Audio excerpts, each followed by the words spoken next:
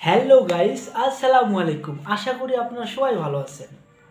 আজকে আমরা জানব এলএসডি রোগ থেকে কিভাবে আপনি আপনার খামারকে বাঁচাবেন বা এলএসডির বংশ দ্রুত কিভাবে ধ্বংস করবেন।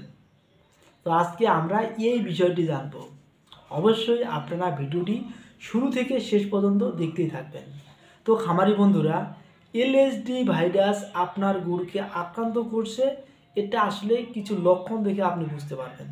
লক্ষণগুলোর মধ্যে হচ্ছে গবাদি পশুর শরীর হচ্ছে কি গুটি গুটি থাকবে, পয়সার মতো চাকার মতো হচ্ছে কি দাগ দেখা দেবে, অ্যালার্জির মতো দাগ দেখা দেবে। গবাদি পশুর জ্বর 104 থেকে 105-6 ডিগ্রি পর্যন্ত ফরেনহাইট পর্যন্ত দেখা দেবে। গরুর শরীরের লোমগুলো কি খারাপ হবে।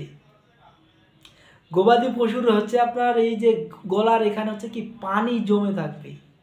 গবাদি পশুর শরীরে হচ্ছে কি পিছনের পাগুলার পানি জমা থাকবে, হাঁটতে পারবে না, হাঁটতে গেলে হচ্ছে কি ব্যথা অনুভব করবে। তো খামারি বন্ধুরা, এগুলো হচ্ছে লক্ষণ।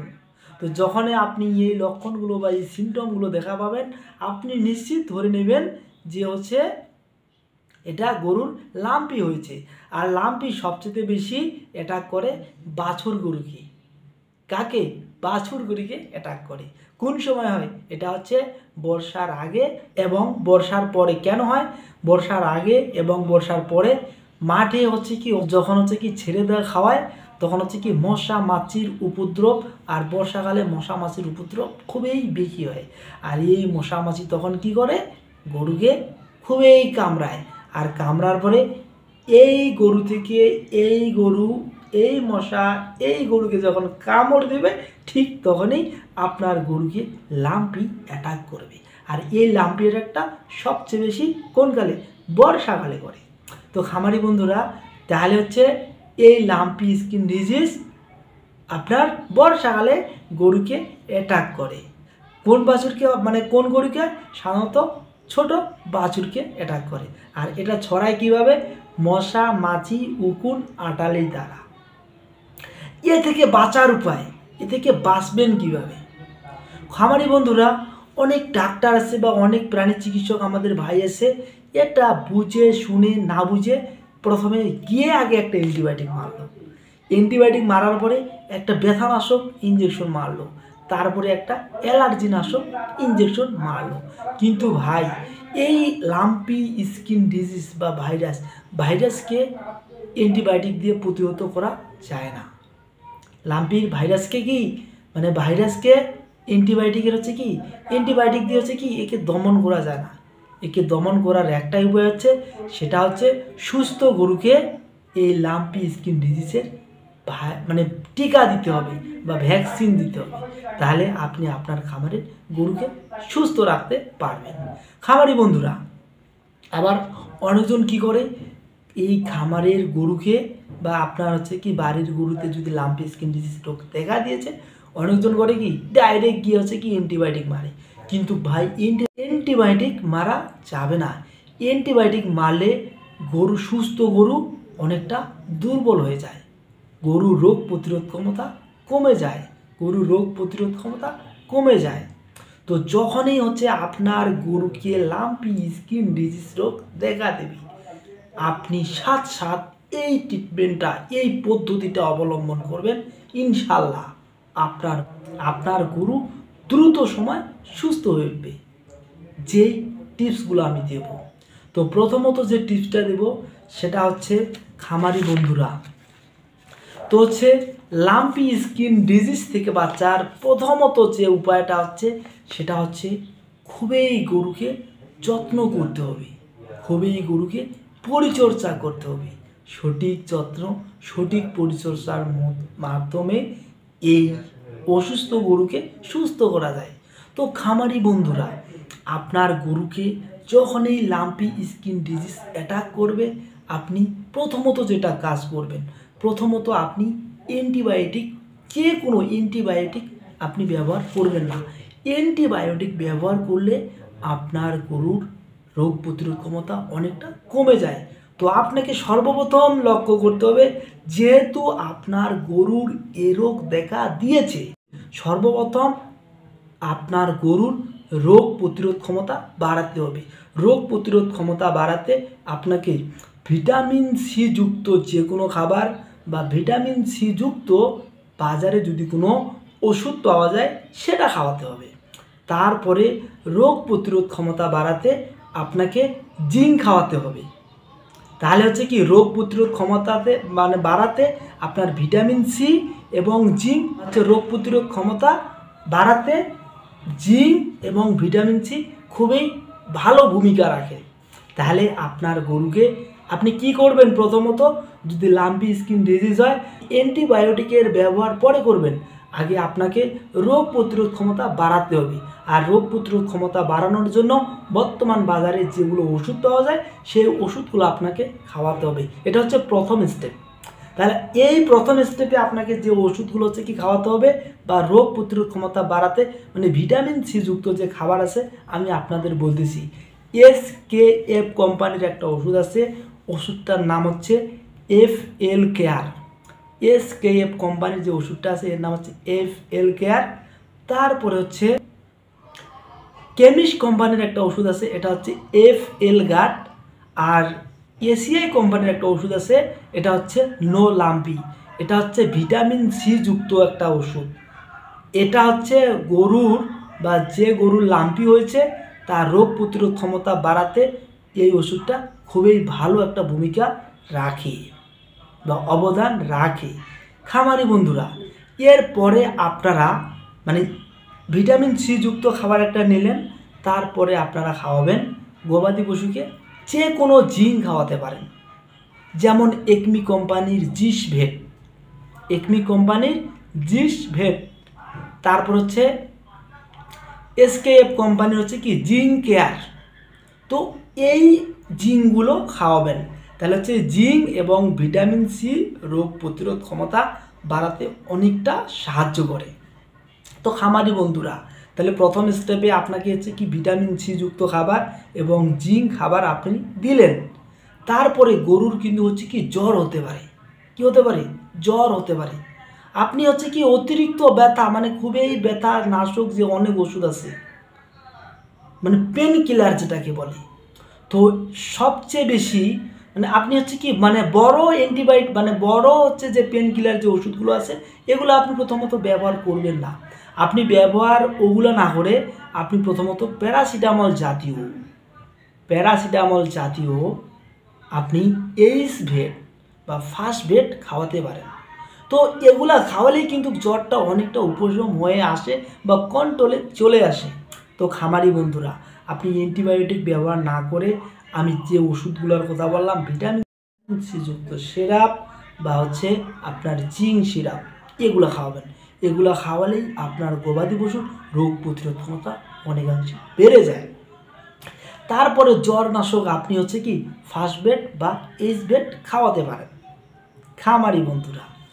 এরপরে আপনি হচ্ছে কি কিছু হচ্ছে কি মানে অ্যান্টিভাইরাল জাতীয় কিছু হচ্ছে কি পাউডার আছে বা হচ্ছে ট্যাবলেট আছে, আপনি এগুলো খাওয়াতে পারেন। তো তার মধ্যে হচ্ছে কি ওষুধগুলোর নাম আমি বলতেছি, আপনারা হচ্ছে কি মানে এক্সপার্ট একটা ওষুধ আছে, এটা হচ্ছে কেমিস্ট কোম্পানির। তারপর হচ্ছে কি জিলিয়ান, এটা আপনি খাওয়াতে পারেন। বা হচ্ছে রিফারেন্স, এটা খাওয়াতে পারেন। তো এই ওষুধগুলো আপনারা খাওয়াবেন। এগুলো হচ্ছে অ্যান্টিভাইরাল মানে ভাইরাসকে দ্রুত ধ্বংস করে দেয়। এই তারপরে খামারি বন্ধুরা, যদি আপনার মানে এই ওষুধগুলো হচ্ছে কি কন্টিনিউ আপনি হচ্ছে কি 3 থেকে 5 দিন যদি খাওয়ান, আপনার গরুর হচ্ছে কি মানে ভিতরে যে ভাইরাসগুলো আছে এগুলো সব মানে এই যে লাম্পি স্কিন ভাইরাস একেবারে এর বংশগুলো একেবারে ধ্বংস করে দেবে মানে মিনিটের মধ্যে। 3 থেকে 5 দিন আপনি ব্যবহার করে দেখেন, ইনশাল্লাহ আপনি একটা ভালো রেজাল্ট পাবেন। তো খামারি বন্ধুরা, মনে করেন লাম্পি স্কিন ডিজিজ হয়ে গেছে, আপনার গরুর লাম্পি স্কিন ডিজিজ হয়ে গেছে বা ঘা হয়ে গেছে, এখন এই ঘাগুলো মনে করেন ফেটে গেছে, এখন আপনি কি করবেন? এই জায়গায় আপনি করবেন সর্বপ্রথম বেশ সুন্দর করে গবাদি পশুর শরীর হচ্ছে যদি ময়লা থাকে পরিষ্কার করে দিবেন। পরিষ্কার করে দেওয়ার পর সেখানে আপনারা পটাশ পানি দিয়ে বা হচ্ছে বায়োডিন দিয়ে ওয়াশ করে দেবেন। ওয়াশ করে দেওয়ার পর সেখানে অক্সিটেট্রাসাইক্লিন গ্রুপের ট্যাবলেট, যেটাকে রেনামাইসিন ট্যাবলেট বলা হয়। তারপরে আপনার হচ্ছে কি সালফাভেট পাউডার আছে, এটা বা নেভানল পাউডার আছে, এটা বেশ সুন্দর করে কাটা গায়ে বা হচ্ছে যে ঘা হয়ে গেছে সেখানে সুন্দর করে আপনারা পাউডারগুলো লাগিয়ে দেবেন। আর এই পাউডারগুলো যখন আপনি লাগিয়ে দিবেন আপনার হচ্ছে ঘাটা দ্রুত শুকিয়ে যাবে। আর যদি গবাদি পশুর শরীরের হচ্ছে কি শরীর চুলকায় বা চাটে বা শরীর হচ্ছে কি ঘা হচ্ছে চুলকাচ্ছে চাটতেছে, ঠিক সে সময়ে আপনি কি করে দিবেন, সেখানে হচ্ছে কি অ্যান্টিহিস্টামিন হিসেবে ইনজেকশন স্টাবেট বা ডিলার্জেন বা এই ট্যাবলেটগুলো আপনি খাওয়াবেন। এগুলো যদি আপনি হচ্ছে কি মনে করেন অ্যান্টিহিস্টামিন ট্যাবলেট বা অ্যান্টিহিস্টামিন ইনজেকশন আপনি যখনই পুশ করবেন তখনই কিন্তু আপনার গরুর অ্যালার্জিটা অনেকটা কমে যাবে। যেমন হচ্ছে কি ফেনাডিল, ডিলার্জেন, স্টাভেট এগুলো ইনজেকশন আপনারা করবেন বা এই জাতীয় যে ট্যাবলেট আছে এগুলো খাওয়াবেন। এগুলো খাওয়ালে আপনার গবাদি পশুর মানে চুলকানিটা অ্যালার্জিটা বন্ধ হয়ে যাবে, আর চাটবে না, ঘাটা দ্রুত শুকিয়ে যাবে। তো খামারি বন্ধুরা, আর যদি এর পাশাপাশি আপনারা হচ্ছে কি ঘরোয়া চিকিৎসা করতে চান, ঘরোয়া চিকিৎসা যদি আপনি করতে চান তো সেখানে হচ্ছে কি মানে রোগ প্রতিরোধ ক্ষমতা বাড়ানোর জন্য লেবু রস, তার সাথে জিঙ্ক, তার সাথে নিম পাতা রস, খাবার সোডা, গুড়, লবণ, এগুলো সবগুলো একখানে সংমিশ্রণ করবেন। এগুলো সবগুলো লেবু রস, জিঙ্ক, খাবার সোডা, নিম পাতা রস, গুড়, এগুলো সবগুলো একখানে মিশ্রণ করবেন। মিশ্রণ করে আপনার গরু যেভাবে খায়, যদি ভুসি দিয়ে খায় ভুসি দিয়ে, ভুট্টা দিয়ে যদি খায় ভুট্টা দিয়ে, এগুলো সুন্দর করে খাওয়াবেন।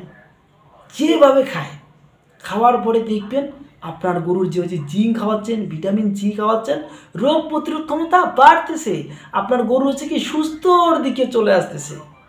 তো খামারি বন্ধুরা, অবশ্যই আমরা যে টিপসগুলো আলোচনা করলাম অবশ্যই এই টিপসগুলো আপনারা মানে আমরা যেভাবে আমাদের যে গরু কি করতেছি ঠিক এইভাবে আপনারাও করবেন, ইনশাল্লাহ আপনাদের একটা ভালো রেজাল্ট চলে আসবে।